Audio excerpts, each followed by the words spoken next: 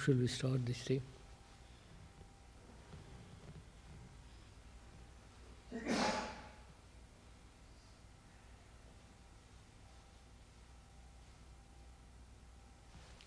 So I'm still concerned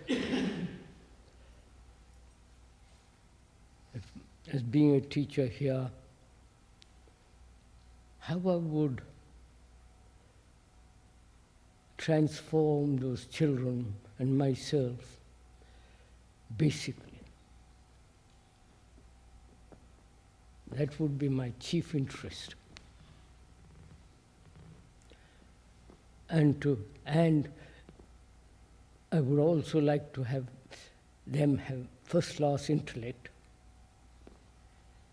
and fully developed mind, the whole totality of entity. How am I to, in what way am I to proceed in doing that? Transformation of a student psychologically and also academically capable, efficient. How shall I set about it as a teacher?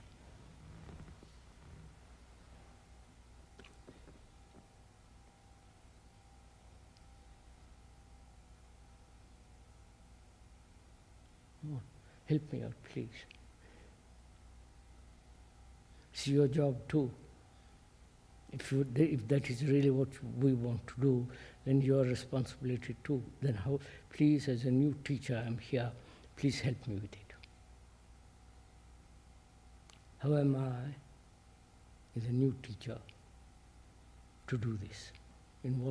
How do I approach this whole problem with the student? Knowing that the student is very conditioned, resisting all, we've been through all that. So in what manner of approach do I proceed? What do I do? Is it possible to transform a human being not over a long time, but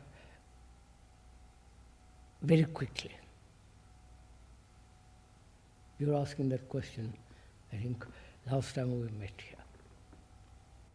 These students come here as conditioned as I am, if I'm a teacher here.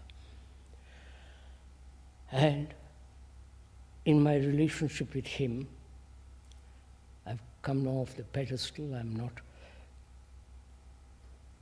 taking up any position. I have no cliches to trot out. And I see that I'm really deeply, passionately interested in this. And you have told me no motive. It's only then we can cooperate. And no self-interest. You have pointed out that to me. And I'm going to learn that with your help and with the students, to lose my self-interest.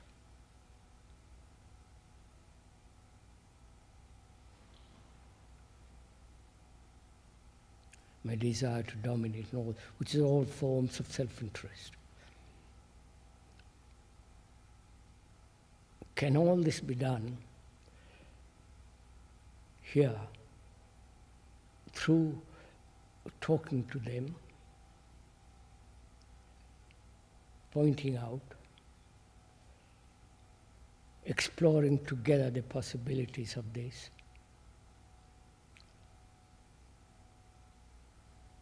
And will he be transformed at the end of the term or at the end of whatever it is? At the end of, when he leaves here, will he be a different human being?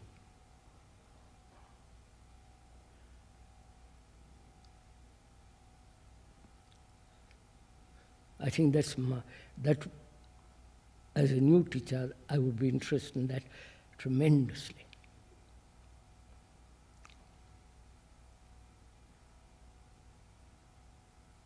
How do I proceed in this? Come on, sirs, help me out.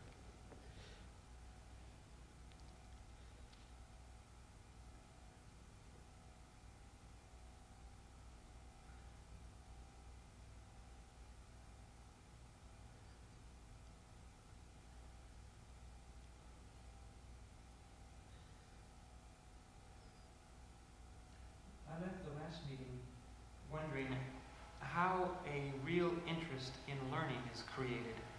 Because it seemed to me that was at the very crux of the matter. If there was no interest in learning, then no learning could take place. How do I bring about that interest in myself if I haven't got it, and in the student? What shall I do? What's wrong with me when I'm not interested? Huh? When the world is burning, why am I not interested? What's wrong? Am I paralyzed? Am I mentally, you follow, dead? What's wrong? Why am I not interested in learning?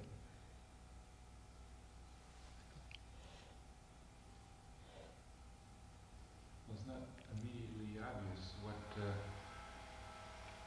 working here, going in the classroom as a student or a teacher, learning chemistry or learning art, what that has to do with the burning world. It's not immediately apparent. Do you think it has nothing to do with it? Learning mathematics and geography, history and all the rest of it, it has nothing to do with learning? Isn't that part of my learning too? Learning about relationships, learning about fear, this, that, and many psychological factors. And also, doesn't all the various human endeavors in different fields, wouldn't I want to learn about as many things as I can?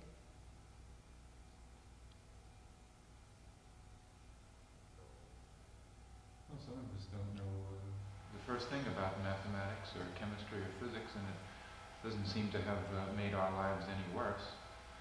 So you are suggesting, are you, sir, that don't bother about all that?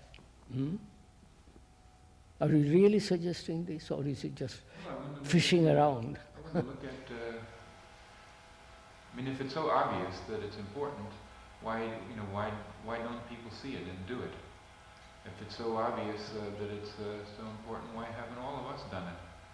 I mean, why aren't the people who are experts in those fields? Why don't they have good relationships? So are you suggesting that we should give emphasis to good relationship and all the things involved, primarily, and secondary, other subjects? Is that what you're saying? I think so, but it's not clear to me how to do that. I mean, there are schools who teach very excellently. Oh, excellent, quite good. In fact, if you want to be an excellent mathematician, this may not be the place to go. Quite. So you are suggesting, are you, that we should give importance to the psychological factors much more or completely, rather than emphasize the other side? Why must one make a choice between the two? Why are they being compared in ratio of which is more important than the other? Isn't it possible to do both? I thought that was the very nature of it, that no one thing is isolated, but that everything is interrelated. And that through an understanding of ourselves and our behaviour to others, perhaps a deeper understanding of the whole world situation and ourselves within it comes about. And the reason we've come together here is to say we feel in a like-minded way or similar, we're going in the same direction.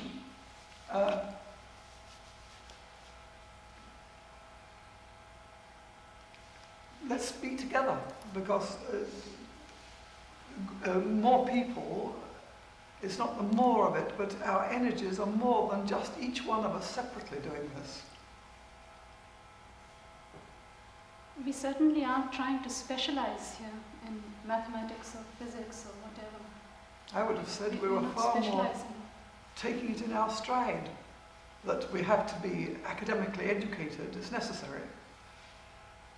But first we must be educated. Mr. Joe as said human it's not beings. necessary. You know? Mr. Joe said that's not so essential. Well, it's not, no, I don't think so. I think I see what he says. I think he said, actually, that he didn't see what relation our concern with Woodbine and that had with the burning world outside. Did you say that? He didn't see the urgency that we were trying to say from the burning world. I thought that was what he said, didn't you? Not quite. You can translate first. He mentioned the burning world. But the question is that has mathematics, physics, English and geography a place in Brockwood? Should it be on the curriculum? Is that the question? Is that the question?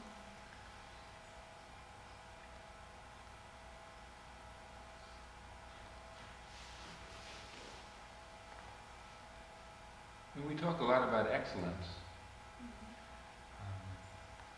but we don't really mean excellence in academic matters, do we? Not only. I mean, academically, All right, so let's drop the word excellence. Hmm? academically, there are many schools that are equal. Let's make it much more simple. Do you want them to be academically trained? What? Academically trained. Trained, in a nice way, not monkeys, but teach them how to English literature, know about it, various subjects and so on. But you say that it is necessary, but let's give much more emphasis on the other. Not divided, breaking up this or that, all together. It's like eating salad first. I mean, you're going to have full meal. Yeah, it seems to me that a person can become excellent in mathematics, art, whatever, without learning anything about relationship. So that's what we're saying. But it doesn't matter. I mean, if they get all of that, it has no meaning. I agree. So we agree, do we then, that we should give as educators, we must give much more emphasis to the other, rather than... Huh? If they were here for 2 or 3 years and got that part of it, when they left, they could pick up the academic part in a flash. It would be no problem to them. So, all right, let's see. If that... My question is that can you use the academic subjects to convey not mere the dead subject matter, but through it something more? Can you awaken a child's sensitivity through art? That's what I was through trying to music, get at. Through art, through music. Can you convey order through mathematics?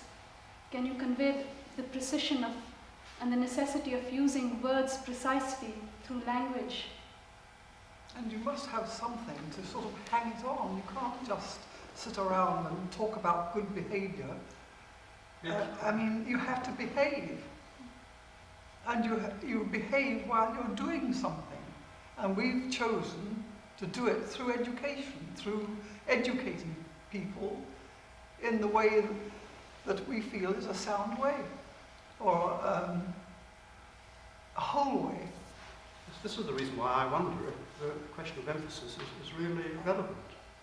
Because if academics is the vehicle through which we are endeavouring to make clear the teaching, then both are going to be emphasised together. I think that's what, I think you would agree too, Mr. Joe, wouldn't you? Otherwise, would you get students at all here? Apart from that, they may just go to sleep. And also, would students come? I think that is Or no school at all for the students, as students, but grown-up people meeting together. Is that what you're trying to get at? Not necessarily grown-up people. Adolescent people, all right. See, what I'm saying perhaps is that in the world the way it is, it has changed tremendously in just the time that I've been around. I'm not sure what skills are necessary for survival, for helping out. I mean, maybe 30, 40, 50 years ago, the subjects that we have selected as our structure around which we can meet, maybe those were the right subjects.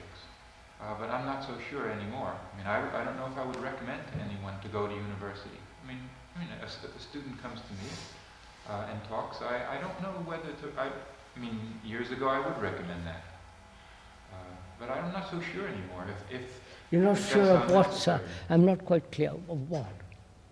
Well, what we want to prepare, obviously, a person to enter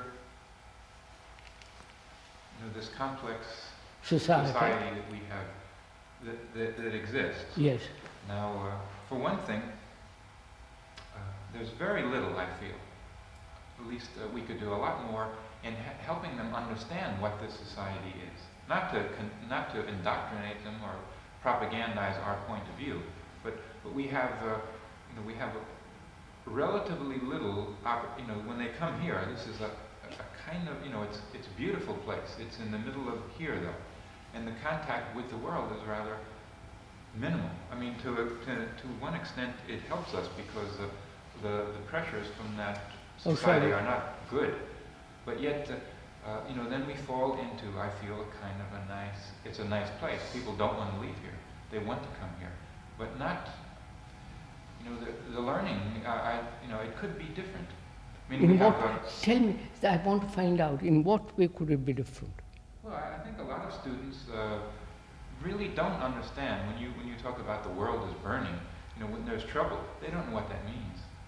They have no idea. They don't. It could be that. Maybe it's not. So could we explain? I mean, suppose we explain to them. Well, how do we go about that? We're talking about I hate to. Well, we have our academic subjects in which we do things, but there is world affairs and there's history, but not everyone takes that, and it's only it's not by any means the major part. I mean, how do students learn when they come here? How do they learn about the deep intricacies of the depths of what people will do to be a success, of how complex the human mind has become, how society has become twisted. I mean, how do they learn that? They see it going on all around Yes. them. They read the newspapers, they look at their television, I don't they think see they how read the people newspaper. behave to each other, how nations behave to each other. I don't They think see they a see person that. like Armin, that they have got to let the ball land in their lap and say, what is my response to that? What do I feel about that? They don't really, most of them don't take that seriously. But why don't they? Why don't we get it across to them? That's the world we're living in. But it seems- It's occurred to me that once they have been at Brockwood, let's say a year, and then they go home for 2 or 3 months in the summer, and then they come back, and I think experiences that have happened to them during the summer with other people, seeing people outside of Brockwood, how they behave towards them, has quite an impact on many of them, because they actually see it. I think while they're here, it's very sheltered, and in general, people here treat them very well. and they see that people get along and make an effort to cooperate. While when they go home, It's quite the they contrary. don't see that. They see it in Winchester when they go home. Not necessarily. It So doesn't seem what, to- and what do you propose then? It seems when they're here, when everyone's here, the world isn't actually burning. Why should they feel it's burning when it's not burning here for them? But perhaps it is. We aren't separate from the world or society. Could be just covered over. Perhaps the complexity of the world tends to make people withdraw into a very small circumference of their immediate selves, most of all. I'm afraid I don't quite understand this conversation at all. I don't know, I'm lost. Would you please enlighten me? Huh? As Joe has said, the world is burning. We all recognize that in some way or another. And yet it doesn't seem to light any fire in the Is minds that it? of anybody. Basically, yes. All right, let's find out. And that can only be a confusion. It will be a confusion if I don't realize I am the world, right? And to see clearly what the world is, too. I am the world. What the world is, the terrorists, the divisions, the Russians, communists, the whole business, what the world is. And I am that because I'm confused, I like, etc., etc. I'm part of that. No? Well, we are. We are So part of that. but- I attack but as that, I John go through said that. John is saying that that happens here too, but we keep it under. And bring it out, I'll bring it out, we'll bring it out. That very thing be brought home very immediately in teaching, say, history or current events or whatever it is, in which you just don't say, oh, well, they're rioting in such and such a place and there are hijackers there, but you say, what's going on in those people and what's going on in us that is related to that? What's your reaction to all this? Well, I mean, I can, Relate what's going on inside each person's mind to the very objective thing they're studying in the outside world. I wonder if it's even essential to experience or to read and see about these dreadful things that are happening around outside this place. Surely there's enough to learn from on a different scale, maybe, right inside. so as a teacher, do I realize the world is me, or is just words?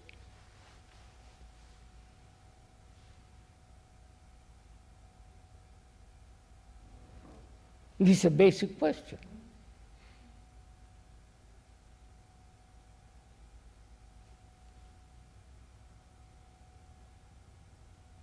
Or we so individually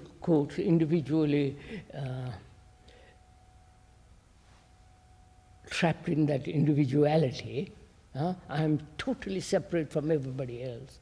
Therefore, I have to establish my relationship with the rest of the world. And therefore I battle. Or do I realize that I am the world? Which is it?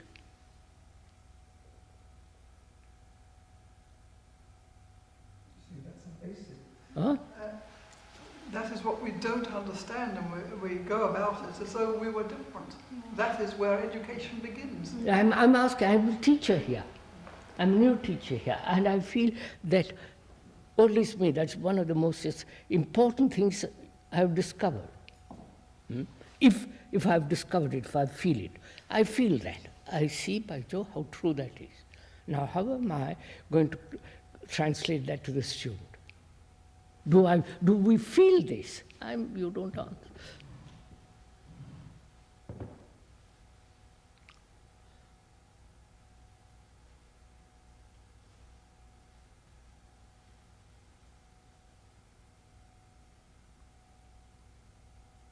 Yes, I think that is the basic question, because if we don't feel this, then we're trying always to relate I don't know, that's this what to I'm that. asking you, sir. If I am the world, I'll come off the pedestal, I will do great many things. The question doesn't arise if that's... That's what I'm asking you. But it's the realization of I am the world.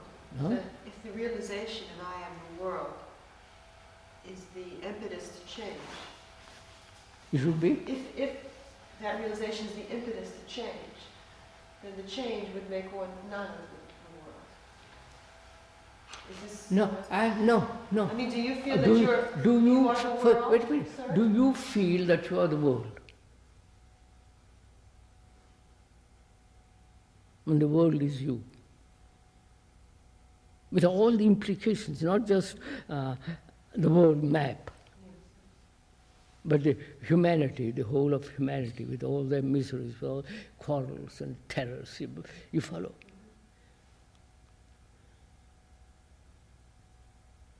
What is actually happening is part of me.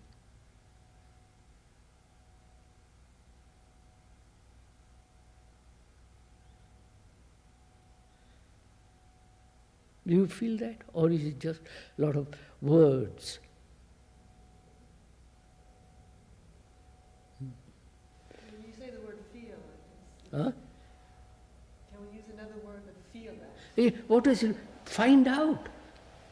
Let's find out what it feels like. Let's work at it. Let's see if it is true.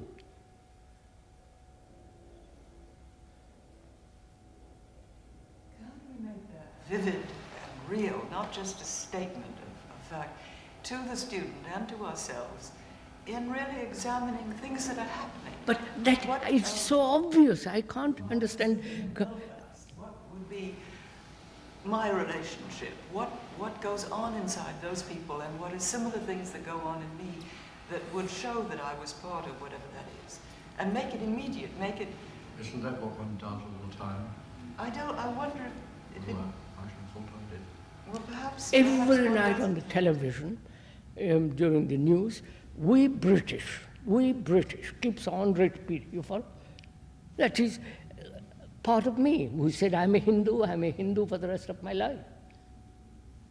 They put the national news ahead of the international news. Huh? They place the national news ahead. Of course, that's what I'm saying. See, I can take the attitude that I'm doing that. What? Then, whatever you say, I'm doing that. Well, is it so? Well, that's the question. I'm asking you. Well, how do we find that out? And if we say, look, we're doing that. No, I mean, that's no. the logical You can, how do you thing to find do. out? We're doing it. Wait It's a minute. closed then. Wait a minute, Mr. Joe. How do you find out about anything in yourself? How do you find out? Well, that's why we're here. I think. I'm asking you now. How do you find out about yourself? Say, I'm the world. Which is part of the world is I'm the nationality, the whole business of it all. If I'm feeling that, I can discover it. See, yes, by Jove, I am a Hindu, I'm a blasted Russian or whatever it is. It doesn't take me very long to discover that. Well, but we really don't feel that way here. I mean, most people don't. I have see. to attach Let's see. to, Is that so? Hinduism or Why don't whatever. you? Why don't you? It's very easy to see through to the how wrong that is. Huh? It's very easy to see how. I am how asking you nationalism that. is. I know to condemn that's very easy, but in yourself, Yes, are you very still easy. an American? I have an American passport. But I'm asking you the whole significance of feeling separate as a, American, English, and British, and Italian, all the nationally, geographically, religiously, psychologically, all that. Do you feel that? Or you just say, well, that's very simple. Nationalities, I have only a passport. But much deeper than that we are talking. There are questions deeper than nationalism itself. Huh? There are questions that are much deeper than nationalism. Of course, that's nationalism is such a tawdry affair, anyhow. But Joe asked, how do we find out? I said, look, you've got a mirror, look into it. The fact is, I think we do feel separated. we're not those terrorists that are hijacking that plane, and we're not those people in South Of course Africa that not. are shooting blacks. But So we feel separated from them. no, the terrorists, you're not the terrorists, but the terrorists have come into being because of rotten society, rotten world, allowing such a thing to happen. The question is one free of ambition, envy, and so on, which brings about the confusion in the world. You're not meeting my point. Joe said, I do not know how to look at myself, didn't you? I said, come on. Huh? What do you mean? It's so...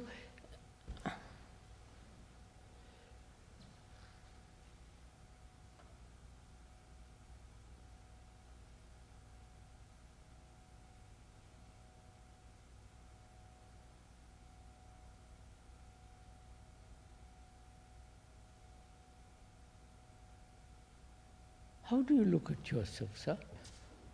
Where is the mirror in which you see yourself, which is the world? If that is so, if you are the world, somebody says you are the world. If it is so, how do I find that out? It is either false or true. Where is the mirror in which I can see this fact? My relationships. Oh, yes. My relationship with my wife, my girlfriend, is very nice, but we don't quarrel. We may quarrel occasionally, but that's nothing. It's in the responses that not only to relationship to people, but in everything that's going That on. is, in newspapers, everything I read, so it's not just my wife and me, it's the whole world of relationship with everything. It's the response that each person gives out of So, whatever. there it is. We point that out to Mr. Joe. He says, yes, I see that, and stops there. What? Come on, sir. Well, we look at our relationships here, and I'll speak for myself. Things happen. I react. Yes. No. I'm asking you. You ask, how do I look into myself? Where is the mirror in which I see myself as the world? That's the question, isn't it? Well, I thought Jane answered that. Yes. Therefore, do you see that? Do you see that is the mirror in which I see? I think we do see it, but what we see is we see people that are not beyond that. That do react. That there is there is. All right. We do react. We fall into violence. Yes. So, do you want to change that? Is it necessary to change that? Or do you say, yes, we fall into it, occasionally we go this, and just keep on repeating that? Or do you say, by Joe, I see violence, and I must break it in myself? Well, that's why I'm here. No, I understand that, sir. So, how shall we do this? Because we're all together in this game, in the same boat. And we are taking on the responsibility of 60 students. How shall we, what shall we do, sir? You don't... Isn't that seeing something that has to constantly go on all the time? It isn't that you see, say... I am not sure. It's a continual... No, As one reacts to something, at the same time one sees the reaction. No, I don't think so. It's like when once you see some danger, it's finished. That's what I want to get at. But isn't there a danger in saying, oh yes, I see that nationalism is bad and I'm through with nationalism, but then one doesn't go on and see I am saying something, you are saying something else. I am saying that when you see something is really dangerous, you don't touch it anymore. But but my reactions go on happening continuously. No, not when you see the danger. How can you go on continuously? But I don't see the danger. That's what I'm asking you. Why don't you? What's wrong? Well, it all points down to the illusion of self.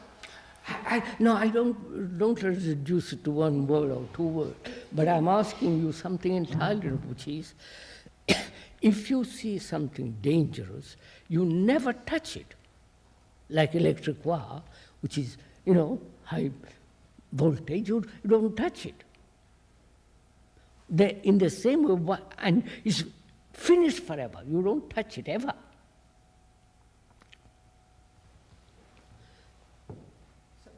And that is instant action. That is transformation. All this is.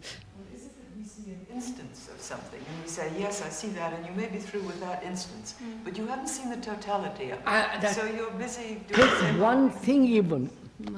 Take one thing, violence. Do you see it as a tremendous danger in the world? Well, the world is you.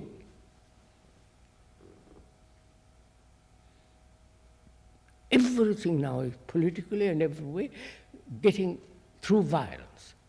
This is all what's happening in my daughter.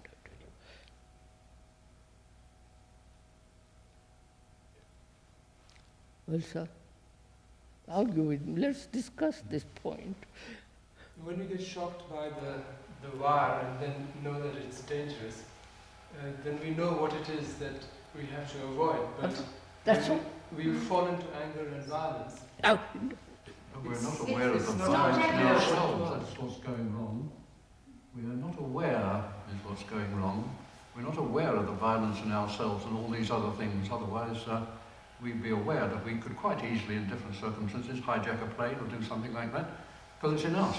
If it isn't in us, then the world is not us. But it is in us. We would do the same things under certain circumstances, but the various controls and so on are preventing us. But given that you've only got to see people finding themselves in landing on the top of the Andes, starving, they become cannibals. Well, we know that each of us would become a cannibal if it was a case of survival. However horrifying we might think it, talking about it academically. So when we say the world is us, just look at ourselves and see we are violent and we are this and we are that.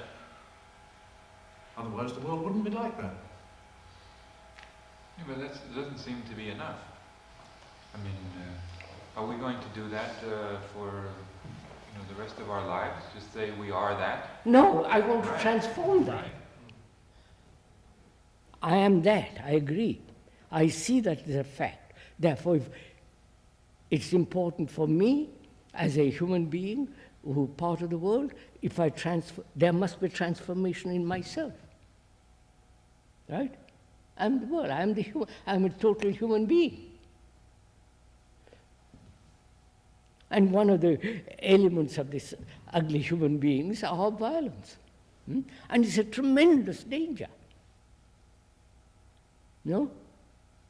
Huh? It is. Wait, and don't shrug your shoulders. It is a danger. Do you see it as a danger? As dangerous as touching a high voltage. But as Harsh says, Huh? when it's a high voltage, it's recognizable. Why don't And you the recognize? violence happens in me. Why don't you recognize it as dangerous? I do at that level, but the violence happens so subtly in me, I'm not awake enough to see. Why?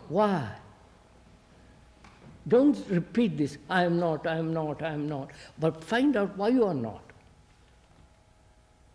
Well, because I'm afraid. And you see, you're afraid. Then find out why you are going to it and get rid of fear. See, we have learned the art of cleverly moving from one thing to the other.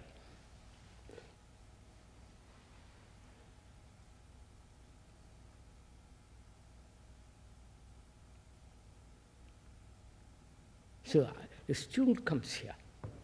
All the students are going to come on the 25th or 26th. Huh? 24th. And I'm a teacher here. I'm a new teacher here. And I hear you talking like this. Huh? You are uncertain, you're not clear, and you are undertaking the responsibility to make those children clear. To be clear. Right? And I said, my God, what are you people doing after 6 years or 2 years?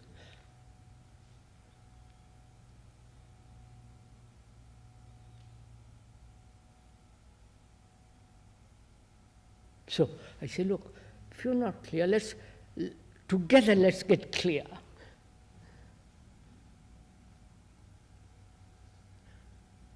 Will you do it? No, that's yeah.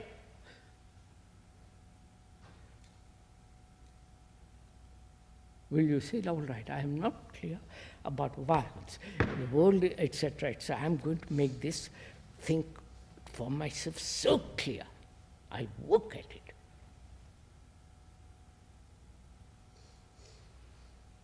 If I see the world is me, and part of that me is violence. And I say, why am I violent? Because you just now suggested fear. All right, I see I must help those students and myself to be completely free of fear. Why don't you? I do to the level I see. Huh? I do to the level I see. Your level may be that much. Yes. But that's not good enough. But that's what we're talking about. That's not good enough.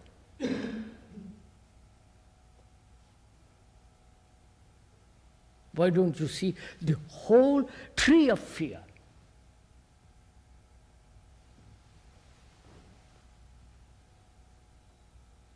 Because you may not be interested in it. And probably it is. That may be the real basic reason you're not interested in getting rid of violence. Out there, out here, in here, which is the same.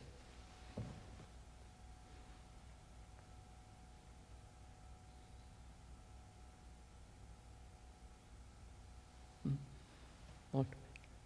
I'm a new teacher, please.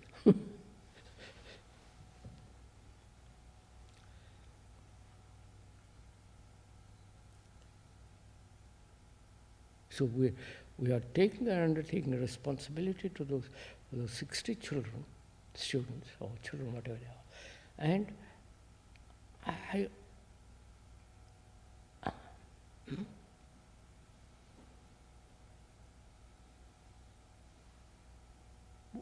we make the academic become important because we don't know how to go inside and clean it up. Right? I'm beginning to find out. Right, sir? Therefore, let's find out together how to clean the house, this house. And do it, for God's sake. We don't just talk everlastingly about it.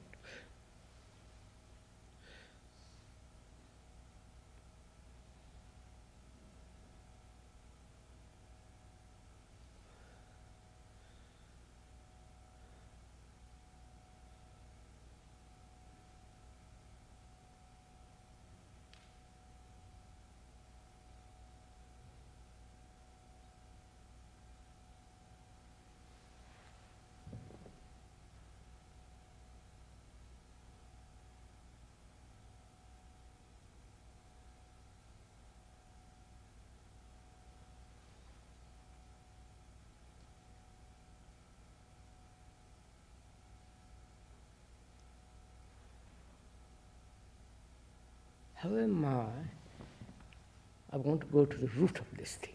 How am I, as a teacher, new teacher here, to meet these students on the 24th and feel my responsibility for them if I feel responsible.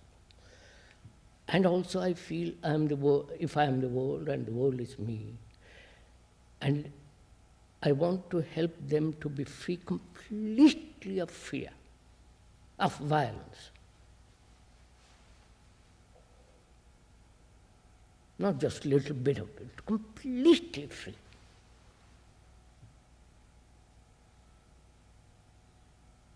And in the freeing of violence, there is the flowering of intelligence. I want them to have that. I don't know how it will happen. I want, as I am the new teacher, I realize this, I say to them, look, I don't know how to be free of this. Let's talk about it. Sit down and spend a day. Find out together.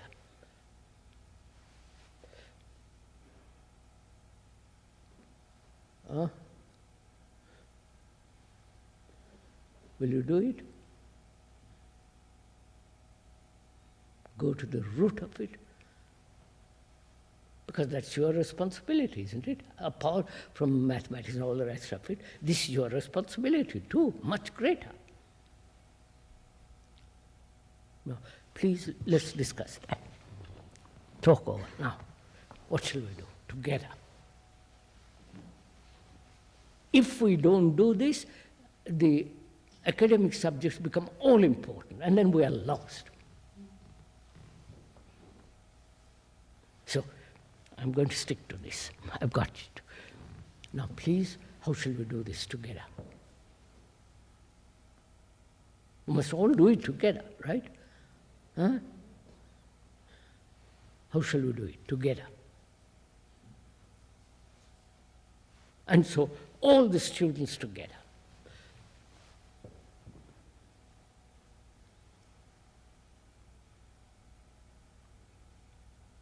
It seems we'd have to start with being completely honest with each other.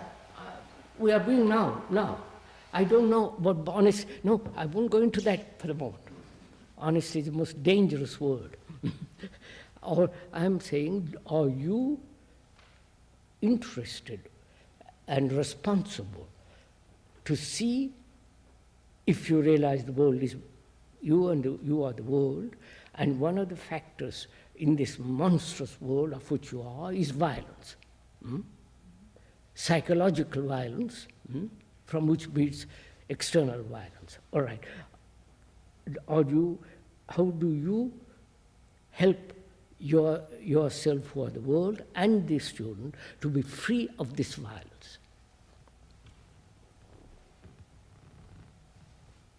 How shall we go about it together with those people, with those students?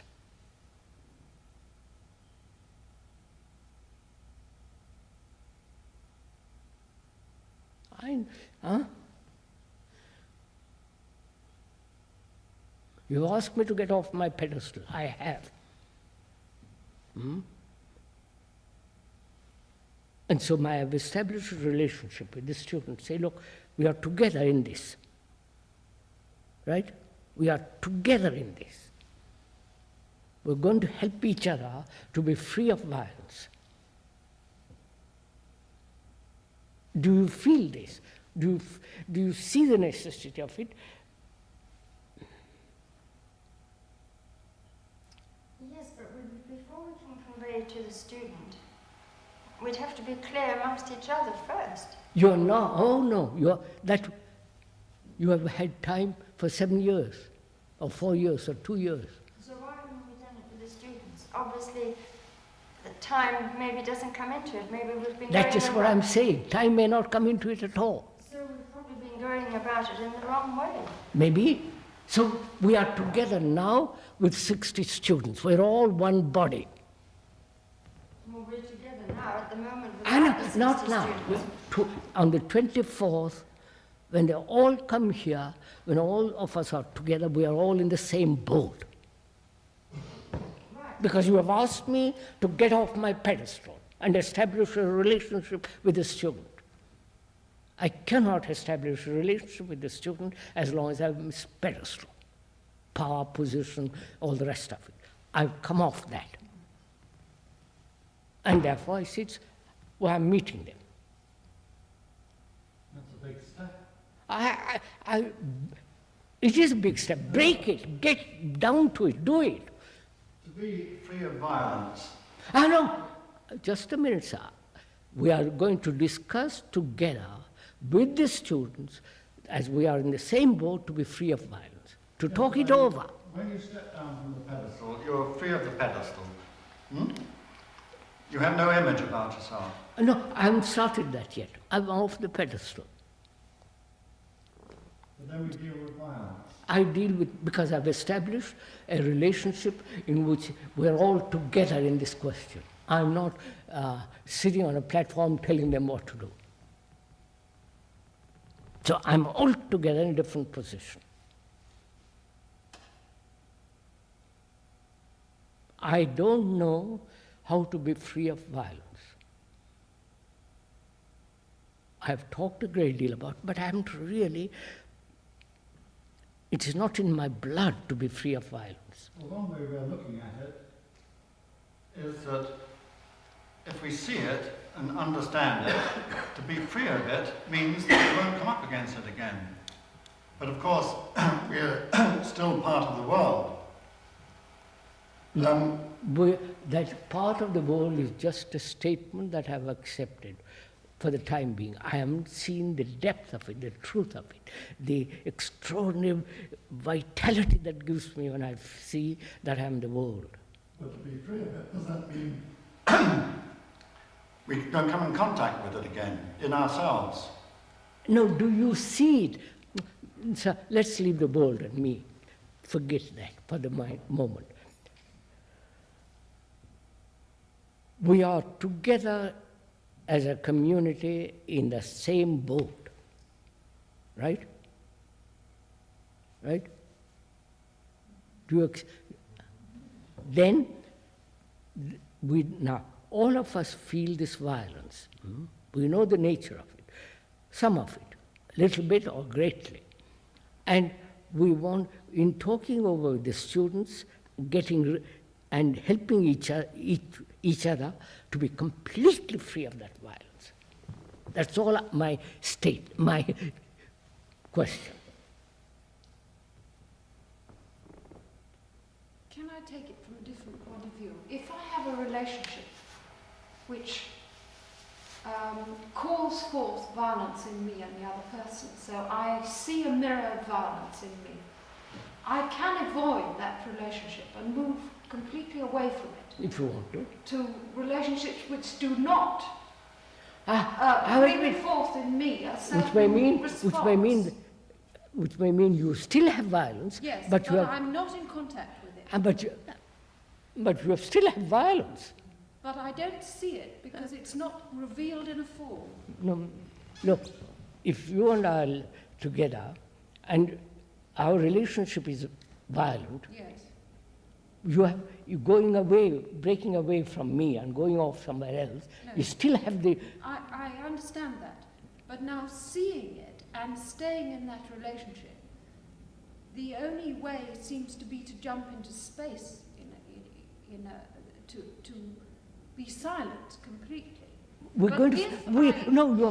You are supposing what should happen. We'll find out. Well, I'm speaking about what happens to me. No, you see, I'm sorry, I must get back. You are a teacher here. We're all teachers here. We are going to meet 60 students. And the students are violent and we are violent. Now we are going to learn together to be completely free of violence. Together. Not say, well, it doesn't, I can't, with this, in these circumstances, I'm violent, therefore I must escape from it. It is not a question of circumstances. You are part of that. So, you remain here and say, let's work it out.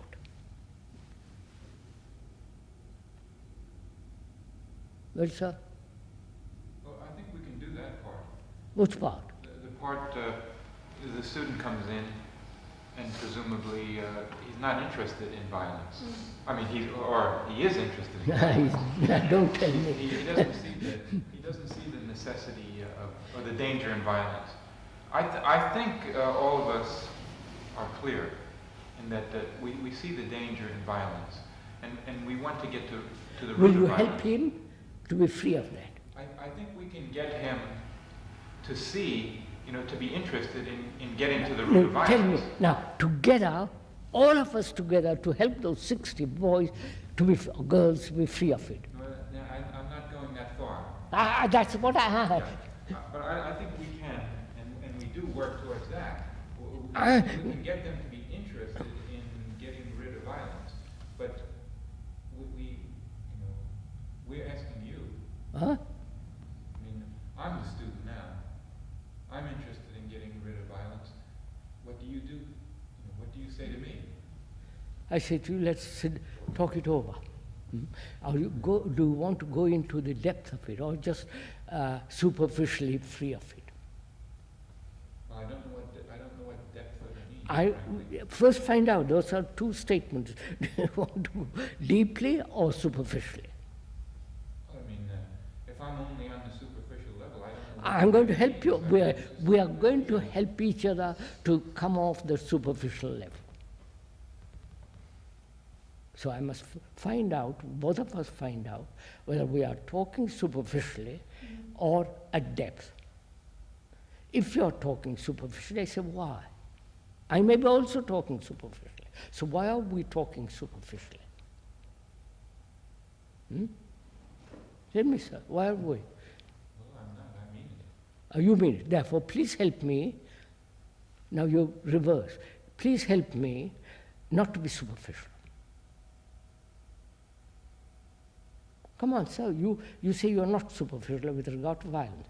So you have found something, and help me to find that. It's your responsibility.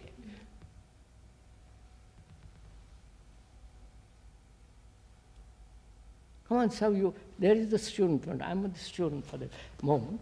I talk with regard to violence, I say things superficially. And you say, look, old boy, it's much deeper than that. And I say to you, all right, sir, show it to me, help me to learn that.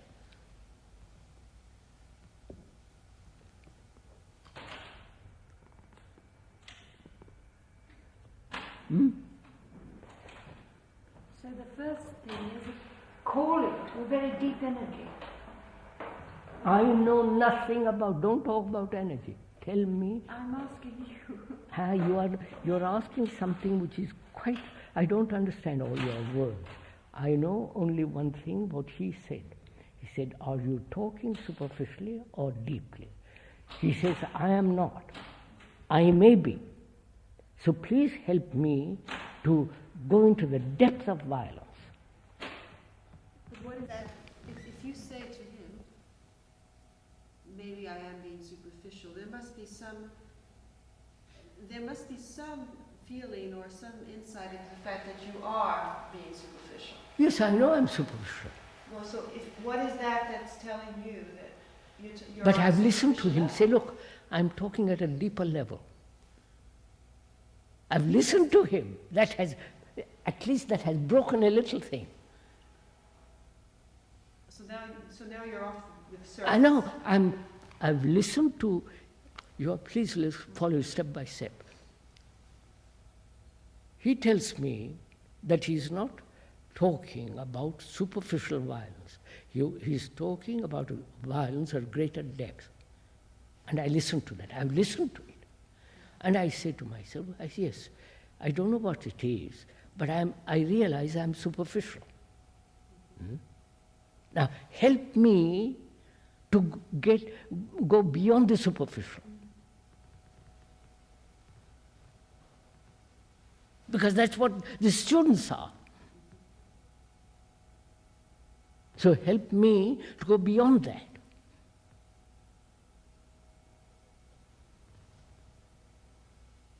It's your responsibility. It's my responsibility as a teacher, a new teacher, to say, my God, I realize I'm superficial. Tell me, let's go into it. Teach me, I'm willing to learn. Don't be silent.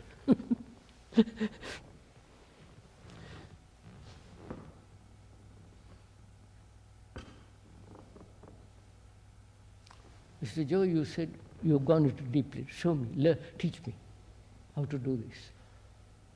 Did I say that? Oh, yes, you did. Don't back out now, for goodness sake. You're always doing this kind of trick with me. No, I no, don't play the tape again. Wait, if you didn't you mean what you when you said, I have gone much more deeply into it. No, I said I don't know what deeply means. You asked me if I were interested in superficially or deeply, and I said I don't know what going into it deeply means. I don't. All right. So you want to learn about it. That's what I said. Yes. You want to learn about it. So let's together learn about it. I'm not teaching you, you're not teaching me. Together we're going to it deeply. Right? Right, sir? That's what I'm asking, yes. I know. Together, not asking. You see? We tried this, when I say we try it, many is the time I sit down alone and I try to go into this, but you reach confusion after a while. I agree. So together we can do it maybe perhaps easier. Right? Let's ground that in. Now, together, not I teach you and you teach me. We are learning together how to go into the question of violence deeply. Right?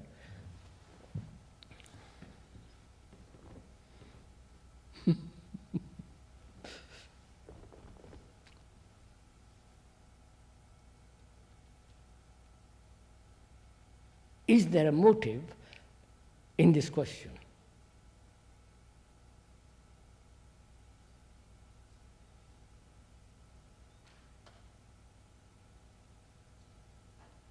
You asked me 2 days ago, you must have no motive. But I'm asking you, is there a motive in wanting to go deeply? What motive? What do you mean by motive in this? Motive, an end in view. Well, I see clearly that if my life continues with violence. I'm not interested. No, you're going to stick to it. No, I mean, unless there is this depth, it's rather meaningless. Meaningless. So you see, Is really.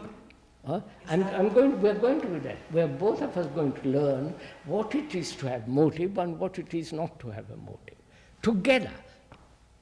It is not, I'm telling you, you're going to do that with the students. So together we're doing this.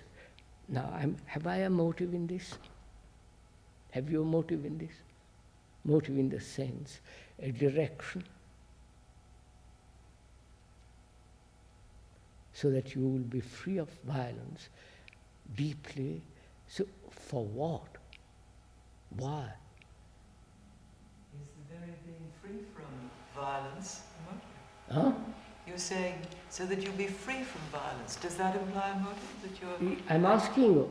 moving towards being free? You are not asking me, we're asking each other. Therefore, don't look to me. You see, I'm objecting to that. We are learning together. Therefore, have you a motive in this, wanting to be free of violence?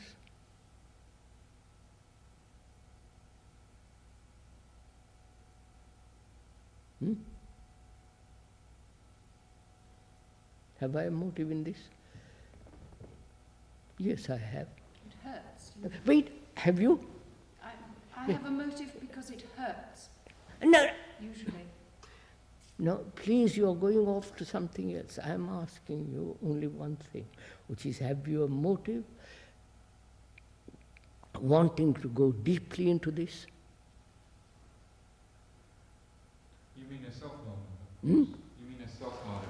A felt motive, conscious or unconscious motive? A self-motive. Huh? I said a self-motive. Self-motive, that is self-interest. Is that the only motive you're asking about? Because I think we have to be clear. There's self-motive, which is one thing. There is also seeing that violence is destructive, is an impossible way to live, and wanting to resolve that. No, is that a motive? seeing what the effects of, what violence is, seeing has no motive. You just see it.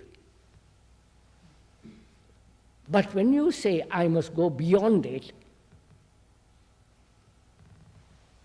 in order to achieve something or other, then there is a motive. Huh? Agree? So have you a motive? Or do you, please, this is really important, or do you see only violence, not how to be out of it or go beyond it, suppress it and all the rest of it? Do you just see what is happening in the world which is violent, which is in yourself?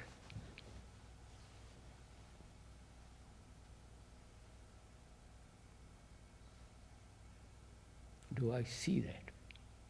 Which means, can I observe violence without any distortion, which is motive, right? Right, sir? Hmm? Can I observe it if I say I'm going to look for violence? No, I don't have to look, it is there. But then there's no arbitrarily choosing just to look at violence, it's just looking at what is then. That's what I'm saying, just look. Observation has no motive.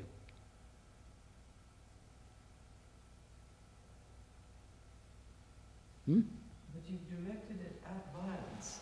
I'm looking at violence. Yes, but violence and not at planting trees or something else. You're looking at violence. I've said so. It is directed at a particular thing. I'm looking at violence. Don't translate further. Help me to look at it without motive. I realize if I have a motive, I'm already distorted it. Right? Is that right, sir? Would you see that? I see it. Now, do you not see it here mentally, but actually see it? To look at something without a motive? No, I see. When I say I see it, I see that if you have a motive with the accompanying distortion, then you stop. That's where you stop. But to see something so clearly, that's what I'm getting. You can say that I see that there is no distortion now. I mean, can you do that? Can you see something so clearly that you can say there is no distortion here? I can, but that's not important for me. I can answer it, but I won't answer it that way. You and I, we started out by saying we are in the same boat, we have come off the pedestal, therefore we have no height and depth, right? Superior and the inferior. And so we have our relationship with the student is not pedestrian relationship. We are together in this. Being together implies that I want to, both of us are learning to be free of violence. Are we talking about it superficially or deeply? That's the first question, right? I'm sorry, I'm repeating, I hope you're not bored by it. If I am superficial, please help me to go beyond the superficial.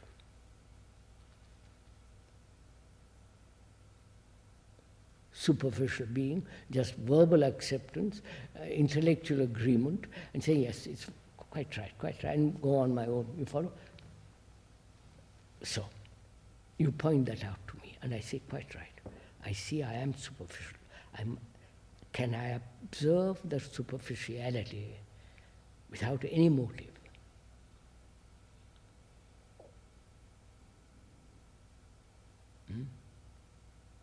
Before I go to violence, can I observe my superficiality, my quick way of accepting things, intellectually agreeing, and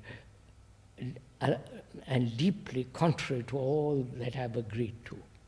Can I see the superficiality of acceptance?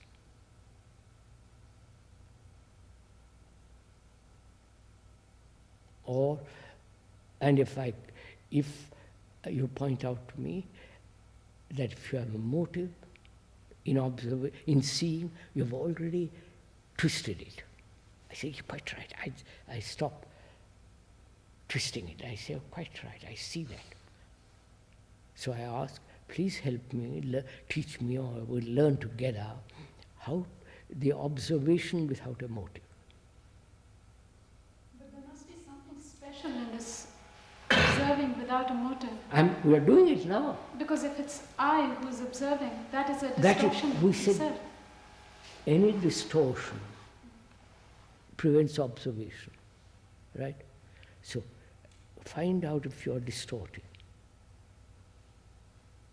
Your prejudice, your dislike, or you say, my God, this is too difficult, I'd rather leave all this stuff aside, whatever reason. Can you look at this superficiality without any motive and without any distortion?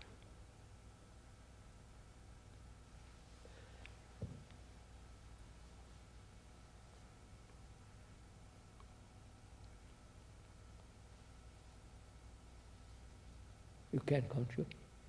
Huh?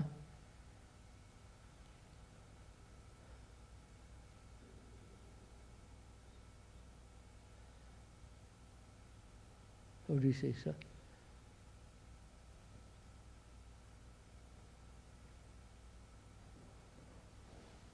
So I said to the student, my friend, the first thing to learn is to observe.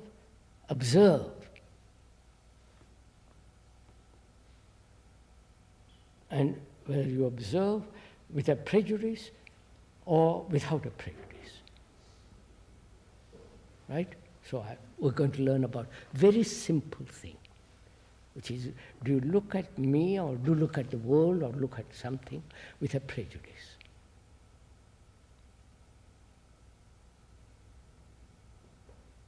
And together we say, yes, we both of us look with prejudices. So let's talk about prejudices.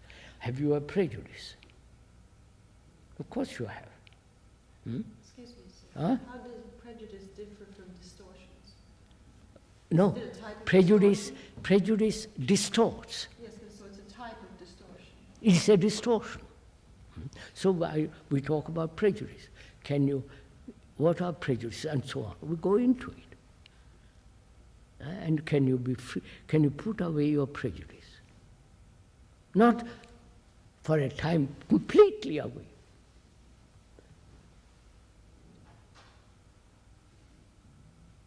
That includes likes and dislikes. Oh, prejudice, find out. Go into it. Discuss with me, with the student, what it means. Prejudices. Long hair, short hair. Prejudice, I must do what I want.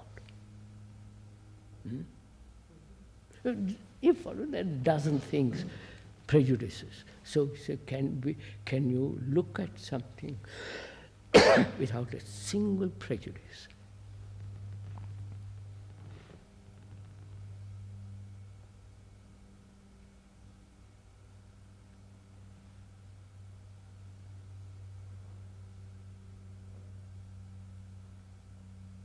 And it's one of the most difficult things, right? So I said, let's take time over it.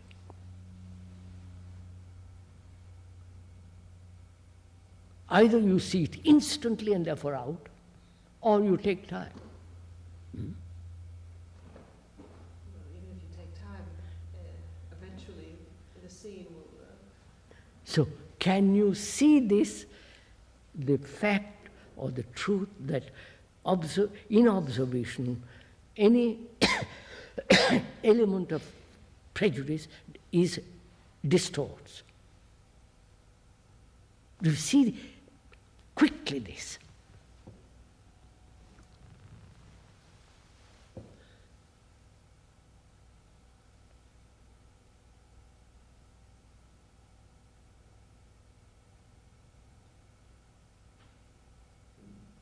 That your real interest is in observation, isn't it? To see things clearly. Without distortion. I mean, to see things clearly. That's the main interest, main drive.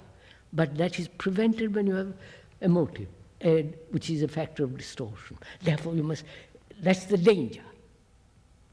When you see the danger, it's finished. I wonder if you see this. Living dangerously, that's the difficulty, I think. Huh? I think living dangerously is the difficulty. The mind doesn't want to live dangerously in the way that you indicate.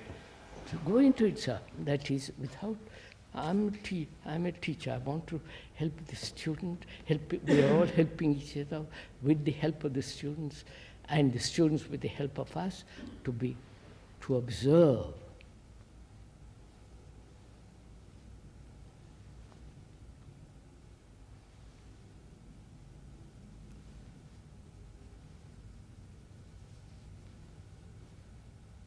Huh? See, we have learned one thing, sir, that it is possible to learn, to see things instantly without a distortion when we realize the danger of prejudice. You follow? When you see the danger of it, it's finished. I wonder if huh? So I go into this with this student. I said, the prejudice is a danger. Your nationalism is a danger. Are you a nationalist? Are you this? You follow? I've got the whole field. Sir, it may turn out that when one sees clearly the situation, then the proper action may call for a somewhat aggressive action. In a sense. Don't presuppose anything. That's your prejudice.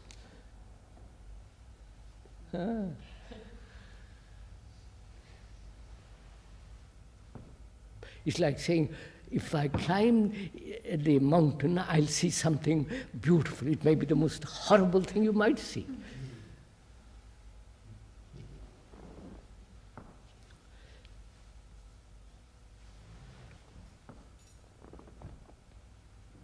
So can we stick to this and say, look, let's work this out in life. Right, then what prejudice do we have? I don't. Now, when we're looking at the question of our dealing with the students, what's our prejudice? What is our what are we doing here that we don't see as prejudice? When we leave, both the student and I, by the end of the term, when we leave, I want them to be intelligent. Mm? I want myself and them to be extraordinarily intelligent. Mm? Because that intelligence then will operate wherever I am. To be a gardener, to be a cook, to be a prime, whatever it is. So I say, that's my passion, both for him and for me, for us. So that's not a distortion, that's not an ideal. I see, in observing without prejudice, I'm already intelligent. Part of the, follow? To listen to some minister or some politician without prejudice, listen to it. Well, if we were operating without prejudice, there wouldn't be any problem. That's it. So let's begin. That's what I'm trying. So, can we learn to observe without distortion? Bringing my personal desire, saying, yes, I am, that filthy stuff that one brings in. I can't observe without actually seeing the danger as an actual danger to something. No, sir. We said together, you're not learning from me.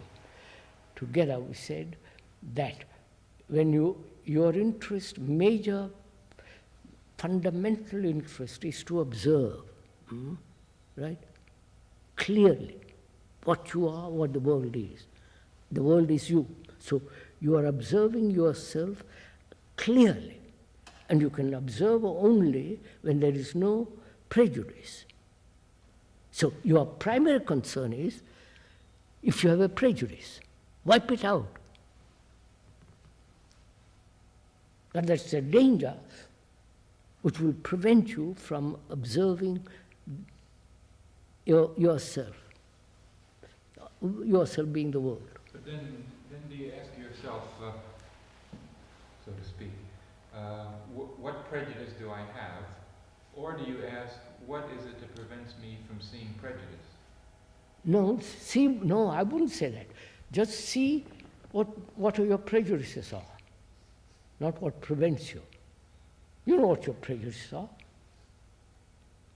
Well, if you see a prejudice, then it's not a prejudice. Yes, that's so. You don't, the problem is confusing it with truth or fact. That's it. Prejudice, we use the word prejudice, prejudge. Isn't it that word right, sir? Prejudge. To judge previously, and previous judgment is you think is the real thing, and the rest is non-factual. This is factual, that's not factual. We don't see those prejudices. Find out, let's learn together to see our prejudices.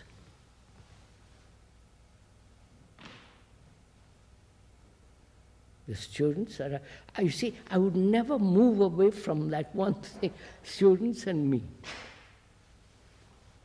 See each other's prejudices.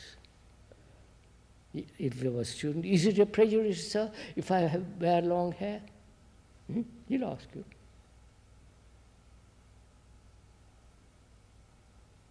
Well, Is it? huh? Is it? Is it? Find out. And if I'm a student... Find out. Let's learn. Is it prejudice or is it habit?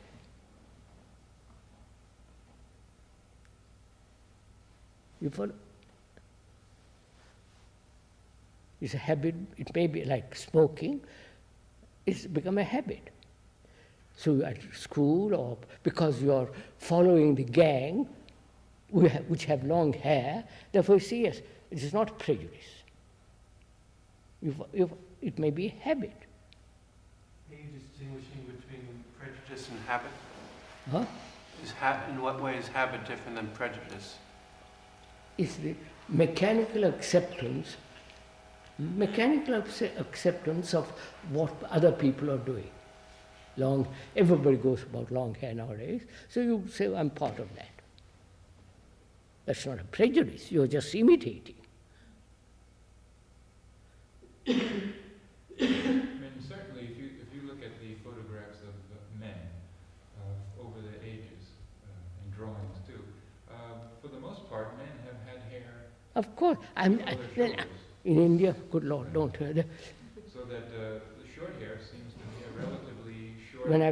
When I first came to England, I had long hair, and whenever I went out, there used to be a shout at me, "Get your hair cut." So. Well, the question is more, are you attached to your long hair? Does it mean some sort of... No, please, find out whether it's a habit or prejudice. Or neither. Huh? Or perhaps neither. Or maybe, find perhaps out. we are prejudiced against long hair. Therefore, let's find out together if it is a habit, a prejudice, or total indifference. I don't see the distinction between habit and prejudice.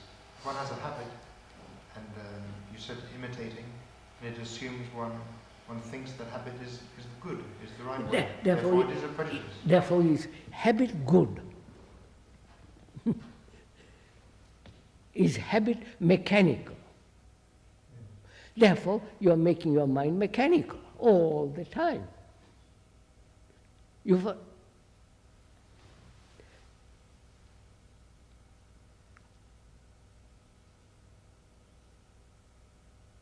So, is your prejudice a habit? You follow, sir? Or you just copy like a prejudice? Yes, all communists are ugly. All British people are lovely. You follow? It's just that maybe prejudice may be a habit. What about our own requirements? That hair be a certain length, is that not? Maybe. From the student's point of view, that looks like you see what I'm trying. Prejudice and or Don't. let's say, Especially learn together. That's what, you cannot learn together if I say, I am right. This is what I think. What should be, then we stopped altogether.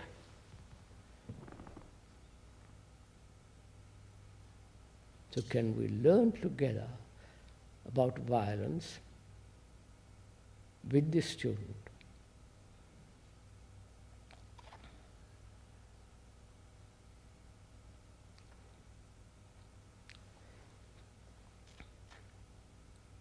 Yes, we can learn when there's violence, when we see the violence occurring in the relationship. That's the time I can learn about it, and we can learn about it. Oh no.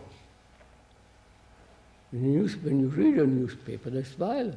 Every morning there's some hijacking or somebody murdering somebody else or one minister, all the rest of it. It doesn't touch my Oh, physiological you're part of the world. if I realize that. I said that. Why? That's the essence. So it's little violence, like somebody coming down here and just saying they're going to come down here. Oh yes. Whether that we like it or whether they're invited or not. And you get involved in violence. I know. It happened yesterday, like you said. I know these people. They think you're violent, but you may not be violent. You may say, sorry, I want to stay to dinner tonight at your house. I'm sorry, you can't because for various reasons. That's not violence. I may translate it as violence. But if these people insist, then you're almost forced to call in authority. They're loonies. They would claim that was a sort of violence, a prejudice of mine, but their different way of setting about things is my prejudice. Where was it, in Sano, was it? A lady came to Shaletane and they down, she went to see her, no, etc., etc. She said, I won't go. And they down in the dirt and rain.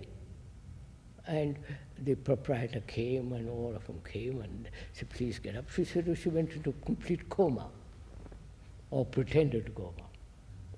And the proprietor said, I'll call the police.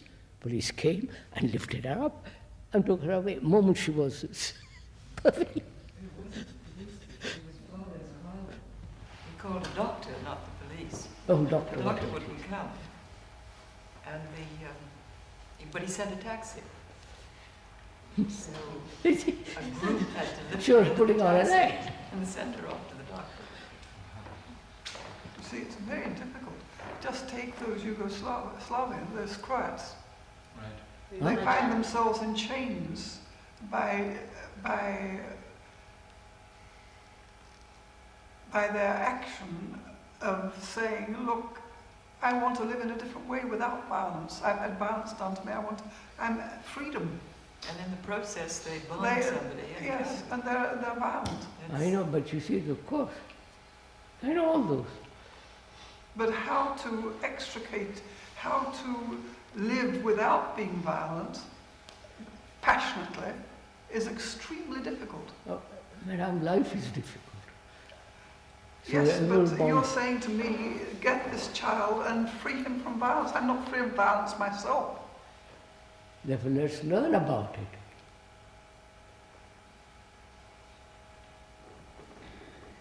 Which doesn't mean become softy. And yet you have to see and listen to what the other person has to say, which gives the implication of being a bit of a softy. It seems to me that I have to remain completely vulnerable and yet listen to the other person without. You also have to becoming take action. that. Yes, you can without listen. becoming that. Action. Listening is a sort of action. What happens to that man yesterday? Came and was rude to you and all the rest of it because he wanted to see me and there wasn't, So you say, please, go. That's all, and he thinks you're violent. All right, but you know you're not violent. He doesn't go, and so I close the door. That is violence. No.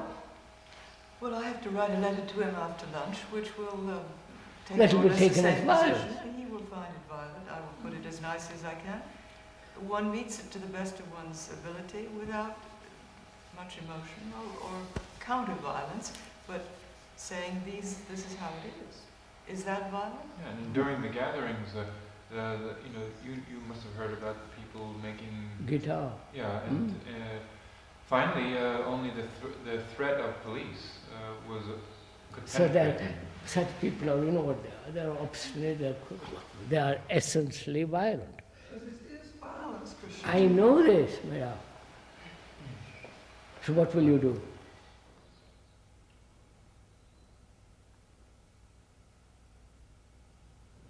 Can we go into this? I hesitate to do it, but go into this long hair, short hair business once and. Oh no, that's such a superficial affair, so I mean, for God's sake. Well, pick another one then. But pick a situation that actually comes up. Such as? Getting out of bed. Pick one. Huh? Getting out of bed on time. No. Is that a problem? Huh? Huh? All right, let's tackle it. Let's learn about it. What shall I do as a teacher? Whatever it is. And I want him to get up at 9 o'clock, whatever time we all agree, and he won't get up. What shall I do? We're going to learn, not because we know authority and all the rest of it. No violence. So what should we do?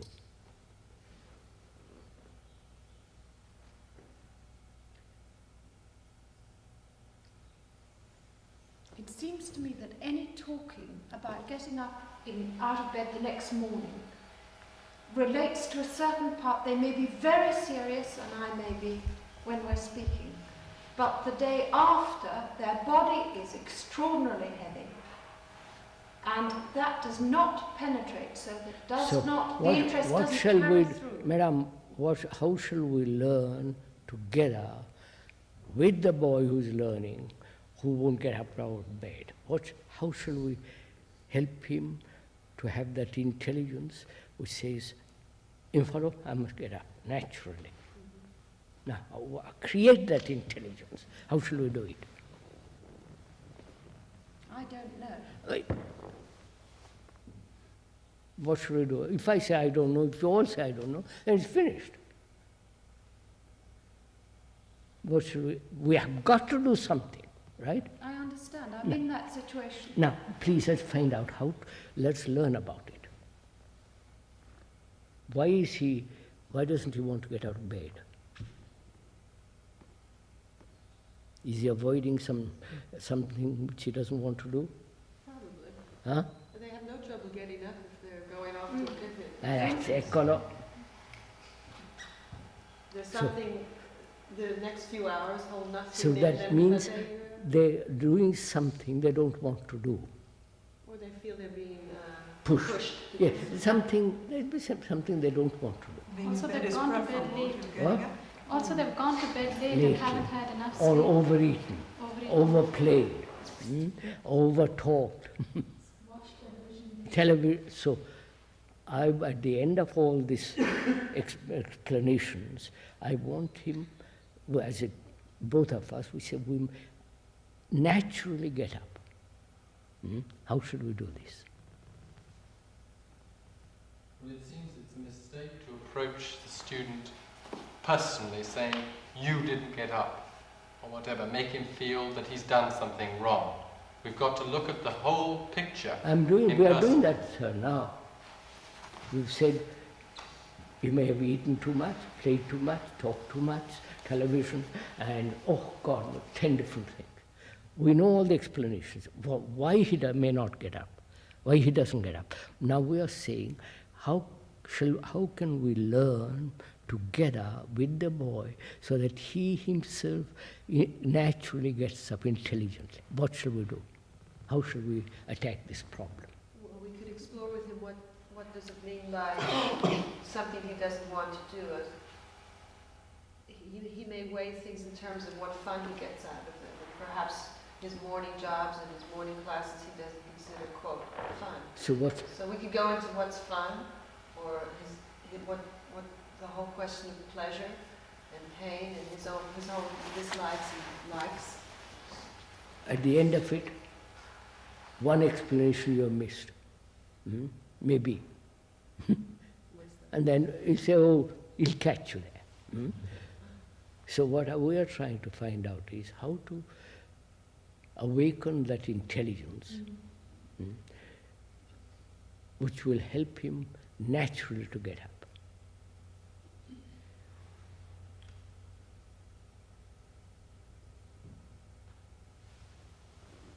See, I think maybe this is the nugget of our problem here. That there are all sorts of symbols, symptoms of this non-awakened intelligence. You know, the long hair, the getting up the morning. Yes, sir. Yes, all these. We have maybe there's 20 or 30 continually reoccurring ones, and. If we didn't deal with these symptoms, the place would fall rapidly into disorder. Quite right. Now, if we try going into with each student, you know, to awaken their intelligence, so that these things happen naturally and spontaneously, and meanwhile they're still doing this, the place is it's a chaos.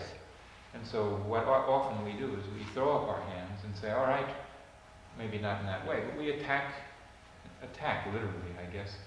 Maybe violently, the symptoms. We continually bring it up to them, show it to them. You know, you're not coming to morning meeting. You're not coming to morning meeting again.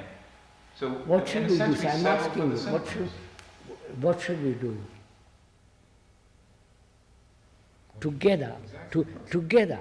And still maintain order. Order, still maintain order. What should we do to bring about this intelligence which will operate?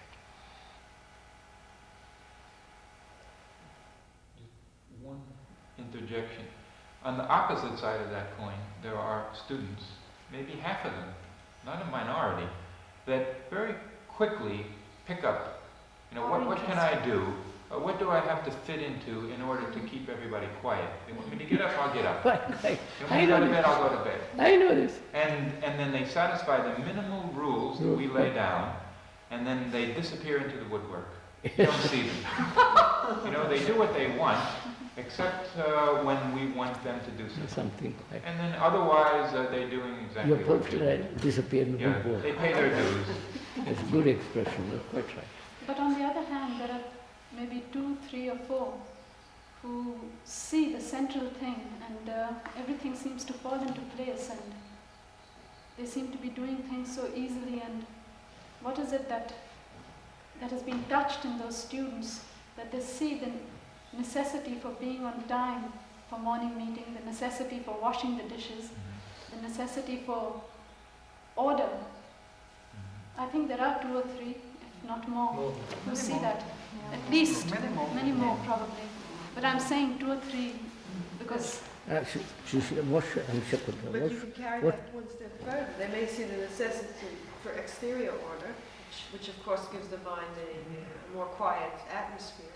But of that, where do we go from there? No, I think they see it. I'm not saying exterior order.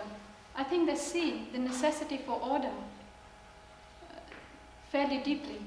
So are you saying that there are some students who have transformed? I'm not saying they're totally transformed, but I'm saying to the extent that they've seen the necessity for order, something must have happened. Look, this is the problem, isn't it? Yes. Which is, while they are awakening their intelligence, order should be have. These two must go together, right? Awakening of intelligence and order at the same time. So, what should we do?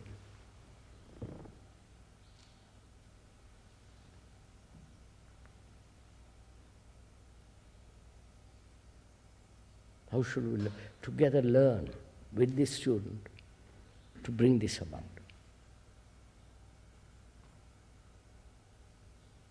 Taking that to academic things, which seems the same process, the interest and how other people have explored order. Then if I can find a nugget of interest within myself or the student, you see that's the interest. rest grows. So you are using their interest to get what you want. No, I'm relating to their interest. Yes, but I don't want to awaken their interest because I've got so many of them. Or maybe one dominant interest, sex or whatever it is. What we are trying to get at is to have order at the same time the awakening of intelligence. How do we do this? These two working together harmoniously in their life, like two horses. Doesn't it get back to seeing the necessity for change? Doesn't it get back to really seeing that the way they're living, where it's needed, what sort of existence they have? We so-called mature people have a little bit captured that, but they haven't captured it. But now we come to much their daily life. We want order and the awakening of intelligence together. What shall we do?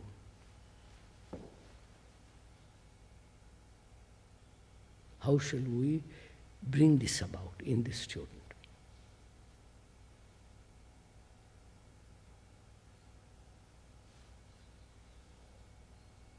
We keep coming to the point where you say, how will we do this? Tell me how. Tell me how. You keep saying this. Sorry, I use No, I know you're not meaning method and so on. Still, I feel very much that if one cares very deeply about this, one is passionate about this. I am asking, that's what I feel. And that's what I feel. For God's sake. I can't tell you how. No, all I can say is... No. You see the importance. Completely. Wait a minute. You see completely or somewhat the importance of these two working together. Awakening of intelligence and order at the same time. So there is no disorder, mess and all that. So how shall we work together, teach each other and the student to bring this about? What shall we do? There is an action to take place. You can't leave it to each one of us to do it. You may be doing the right thing, and I come along to destroy what you're doing. Well, that's the only question. I don't think I'm in any conflict about action one-to-one or me with a class. I don't know the question of the So whole it group. must be done together. Yes, I feel that. That's It must be done together. So let's find out how this can happen, to bring this about. Approach, what shall we do? We want the student and each other to have that intelligence, the awakening of it, and order.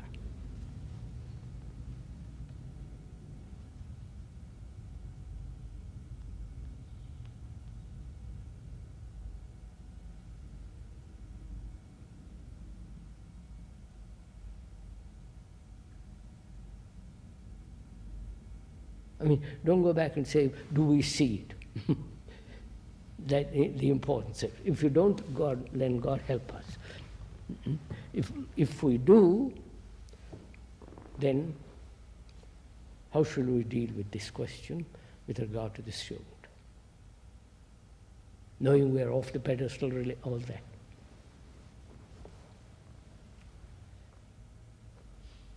You know, I think when the new students come here, they come over a period of 1 or 2 days, a bit longer. And I'm partly speaking from my own memory of my coming here. I feel they come into an existing situation. They come full of an image about this place, what Brockwood's going to be. And they come full of an image about you. Oh, that's correct. I know. Yes, but this is a fact. I know, sir. So they have this idea of what this place is, and later on, because we've not dealt with that, they find the disparity between the image and the reality and it's a great problem. But I am concerned the moment they come here, the first day, just a minute, forgive me, the first day they come here, this is what they must meet.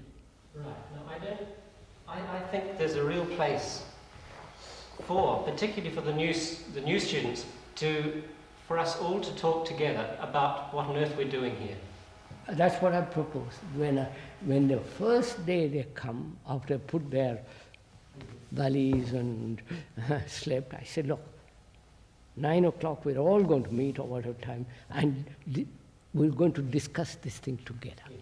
Now we do meet, but my feeling about it is that we don't really satisfy the students' wish to know what on earth he's doing here in a deep way. We talk That's our job. Yes, indeed. I Now there comes the question, who does this talking? I think, this is another matter, but I think very much in the group here, there's a reluctance when you say, do you understand this, do you see this, do you feel this? There's a reluctance, I sense, for anyone to say, yes, by Joe, I actually see that. Because I don't want to stand up and Yes, say, yes. I think I see that. And other people think, what an egotist. On the So 20, who's going to- listen, sir, on the 25th morning, they'll all be here, 26 or whatever it is. Before they plunge into subjects and all the rest of it, so let's spend the whole morning sitting together and talking to them about all this. Together. Not I talk and you keep quiet, or you talk and I keep. We're together. They must feel that we are all in this boat. Yes, I think this is much, much more important to begin in this way than before we even begin to talk about the structure of how we're going to do Leave that. things. I'm saying the first thing they meet, an extraordinary sense of solidarity amongst us about this thing. That they can't play games with each other first. You follow? That we are all concerned about this fact, this awakening of intelligence and order. And they meet a group of people here who they actually perhaps can see, This, care very deeply. That's why we said, let's all meet before the gang arrives. So that we are clear, somewhat, as much as we can. We'll discuss more and more so that we are very clear on this matter. That they must have this feeling of awakening of this extraordinary intelligence and order.